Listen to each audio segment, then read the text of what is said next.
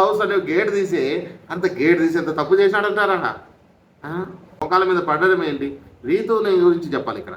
Ritu time break ఇచ్చి నీకు పోయి అంటే ఎక్కడ చదవద్దురా, మనసుని చెప్పుకోరా, రిక్వెస్ట్ చేయరా, నువ్వు క్షమాపణ చెప్పుకుంటే ఒప్పుకుంటారు. అమ్మాయి స్టాండ్ తీసుకొని చెప్పడం అనేది ఇది ఇది ఇది ఇది కావాల్సిన బాండ్లు అంటే.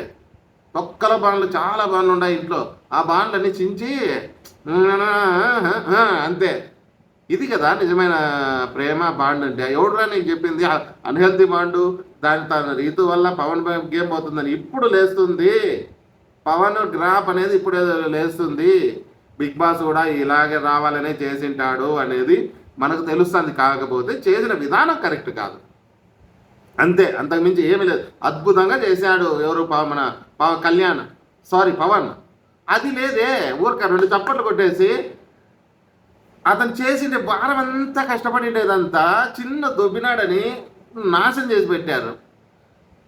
ఎంత బాగా ఆడారు. మనం ఇంతకుముందు వీడియోలో చెప్పినాం, విజృంభించాడు. ఒక్కడే ఇద్దరిని పట్టుకొని వీరోచితంగా ఏమంటారు, అరవీర భయంకరంగా చేసినాడు గేమ్లో.